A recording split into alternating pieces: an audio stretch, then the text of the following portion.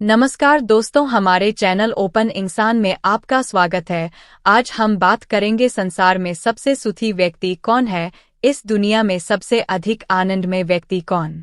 ऐसा कौन व्यक्ति है जो हमेशा आनंदपूर्ण हो? और मैं यहाँ पर सबसे आनंदमय व्यक्ति की बात कर रहा हूँ, ना कि दुनिया में सबसे सुखी व्यक्ति की। सुखी और आनंदमय व्यक्ति में फर्क होता है, जिसका वर्णन मैं आगे चलकर इस वीडियो में बताऊंगा। और ज़रा आप ये बताइए कि आप इतने सालों से जो जीवन जीते आ रहे हैं, वो एक आनंदमय जीवन है या फिर वो एक ऐसा जीवन जिसमें आपको दिन प्रतिदिन दुख, तनाव, पीड़ा सहन करनी पड़ रही है? और क्या ऐसा ही होता रहेगा जब तक आपका शरीर पंचतत्व में विलीन नहीं हो जाता? तो अब आप ये सोच रहे होंगे कि ऐसा कौन सा व्यक्ति है जो सबसे आनंदमय। तो इसे जानने के लिए आप कभी अपने बहुमूल्य समय का छोटा सा हिस्सा निकालकर किसी नवजात शिशु के लिए निकट बैठे और उसे ध्यान से देखिए। उसके पास ऐसा कुछ भी नहीं होता जिस पर वह गर्व कर सकें।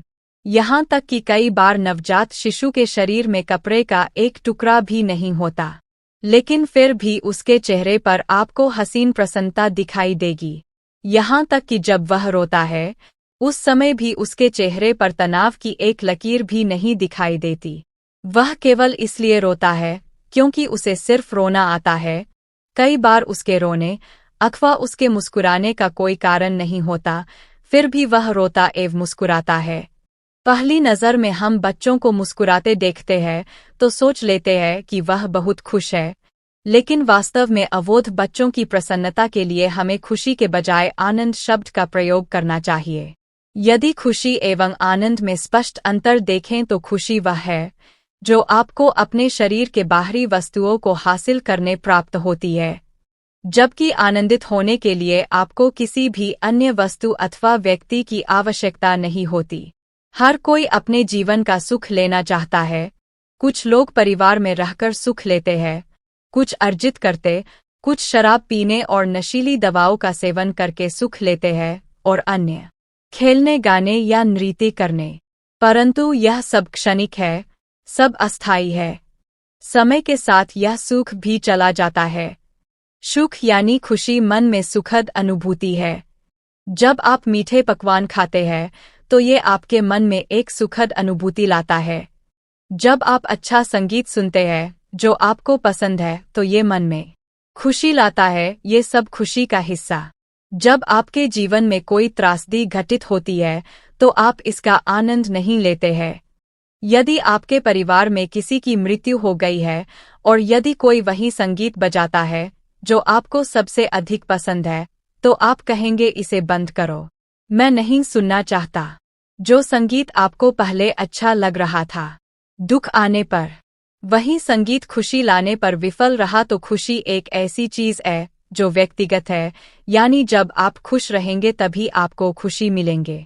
अगर आप दुखी है तो आपको पहले जो चीज खुशी दे रही थी वो आपको दुख के समय खुशी नहीं दे सकती। क्या ये खुशी आप पर निर्भर करती है, ना कि उस चीज पर जो आपको खुशी दे रही है? यानी खुशी व्यक्ति पर निर्भर करती है, वस्तु पर नहीं। वही व्यक्ति, स्थान या वस्तुओं जो एक समय में खुशी लाती है, दूसरों के समय दुख ला सकती है। ऐसा क्यों होता? ऐसा इसलिए होता है क्योंकि अपने सुख दुख के लिए हम ही जिम्मेदार, न कि संसार की बाहरी वस्तु। आमतौर पर जिसे सुख और दुख कहते हैं वे सापेक्ष अनुभव, उन्हें द्वंद्व द्वैत कहा जाता है। हमें वास्तविक खुशी, आनंद की खोज और आनंद का अनुभव करने के लिए इन सुख दुख से ऊपर उठना चाहिए। यदि हमारे जीवन में सुख आए तो हमें तब भी सामान्य रहना है, और जब दुख आए तब भी सामान्य रहना। ना ही सुख आने पर प्रसन्न हो और दुख आने पर अति दुखी होना है। अब बात करते हैं आनंद क्या है। का अर्थ है सभी ओर से और नंद का अर्थ है प्रसन्नता या आनंद। इस प्रकार आनंद का शाब्दिक अर्थ है सभी ओर से आनंद। आनंद का सागर तो हमारे भीतर ही मौजूद है। आनंद शब्द का विस्तार इतना विशाल, इतना अधिक है कि इसे किसी एक परिभाषा में सीमित करना असंभव। हिंदू वेदों, उपनिषदों और भागवत गीता आनंद शाश्वत प्रसन्नता की अनुभूति का प्रतीक है।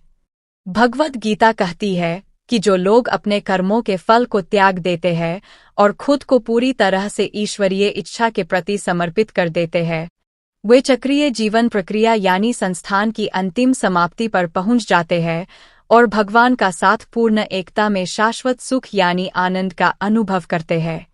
वास्तव में बढ़ती उम्र के साथ मनुष्य में सबसे बड़ी गलतफहमी या विकास होता है। कोई वस्तु जितनी महंगी होगी, उसकी खुशी उतनी अधिक होगी।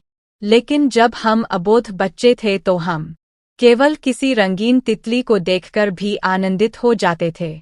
उस समय हमारे लिए उस तितली का पीछा करने से बड़ा कोई आनंदी नहीं होता था।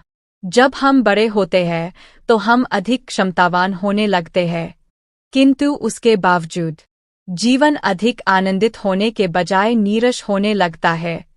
जबकि कई गुना इसके विपरीत चार बढ़ती उम्र के साथ जीवन में नीरसता अथवा उदासीनता आने का सबसे बड़ा कारण यही है। हर चीज को किसी वस्तु की कीमत अथवा व्यक्ति से हमारे संबंध के आधार पर तय करने लगते हैं। बड़े होकर हम अपना अतीत को अपने साथ लेकर चलते हैं तो आपका चेहरा लटक जाता है, खुशी गायब हो जाती है, सुख खत्म हो जाता है। मान लीजिए, अगर आप पर किसी तरह का कोई बोझ नहीं है तो आप बिल्कुल एक छोटे बच्चे की भांति आनंद है आथा इसे किसी वस्तु अथवा व्यक्ति के तलाशने के बजाय आनंद अथवा सच्ची खुशी की खोज अपने भीतर ही पाएंगे। क्या भौतिक संपत्ति जैसे कार, बांग्ला, प्रसिद्ध शक्ति, पैसा आदि सच्ची खुशी दे सकते हैं? यदि धन ही सब कुछ होता तो ऐसा क्यों है कि दुनिया के सबसे अमीर देशों में हत्या की दर सबसे अधिक न होती? योग शब्द का अर्थ स्वयं को ईश्वर से जोड़ना। भगवद गीता में भगवान कृष्ण द्वारा योग प्रक्रिया से गुजरने वाले व्यक्ति की विशेषताओं का वर्णन किया गया। ऐसा व्यक्ति श्रेष्ठता में होता है और आत्मनियंत्रित होता है। वह सब कुछ प्राप्त कर सकता है।